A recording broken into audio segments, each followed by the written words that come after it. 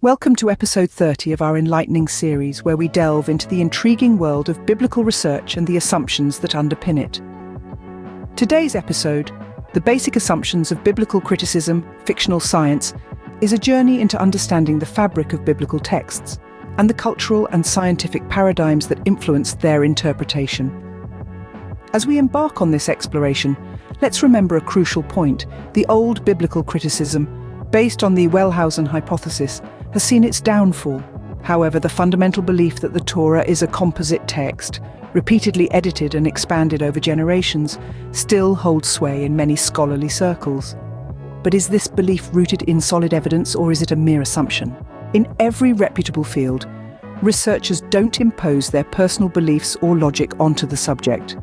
Instead, they strive to understand what people thought, and what was appropriate in their cultural context. This approach should be no different in biblical research, yet it often seems that theories and conspiracies overshadow hard facts. Consider the Torah, a text that has been a central pillar in Jewish life throughout history. The only version we have is a singular, cohesive document. The variations within it, often cited as evidence of multiple authors or sources, are actually part of its harmonistic nature. The Torah's style reflects a thought process different from our Western analytical mindset. It's a style that embraces broader ideas where multiple perspectives coexist without conflict. Now, let's address a critical question. How could such a text, so integral to Jewish culture and religion, be written and accepted if it were merely a compilation of unrelated fragments? The historical fact remains that the Torah, as we have it today, was written, received, and spread, challenging the assumption that it was influenced by Greek culture or style. This leads us to a broader issue. The entire corpus of biblical literature, from the Book of Samuel to the prophets, showcases a harmonistic approach rather than an analytical one. Could this be the result of a widespread conspiracy, or does it indicate that this was the desired and esteemed form of literature for the ancient Hebrews? The lack of consensus on dividing the Torah into parts or sources further complicates the matter.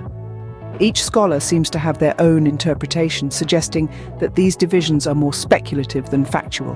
When we look at ancient cultures, we must ask ourselves, would we apply the same critical standards to an ancient Egyptian papyrus or a Hittite inscription? The reality is that books and documents were not composed through forgery or by piecing together unrelated sections. Such a method contradicts everything we know about the history of literature. The concept that the Torah is made up of fragments from various sources and times opposes the historical literary tradition. As M.Z. Siegel points out, no book in the world has been compiled in a mosaic manner as described by these theories. Y.M. Greenitz echoes this sentiment, emphasizing the lack of substance in such methods.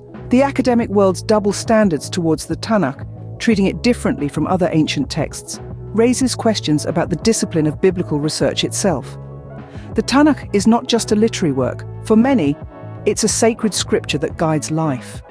This unique status should not invite undue skepticism or unfair treatment. The ongoing culture war in the United States and its reflections in Israel also influence biblical research.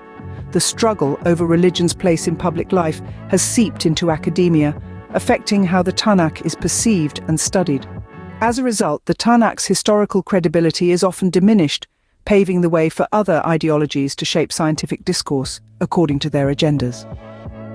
In recent years, two significant scientific conferences focused on the historicity of the Exodus story, highlighting the division in perspectives.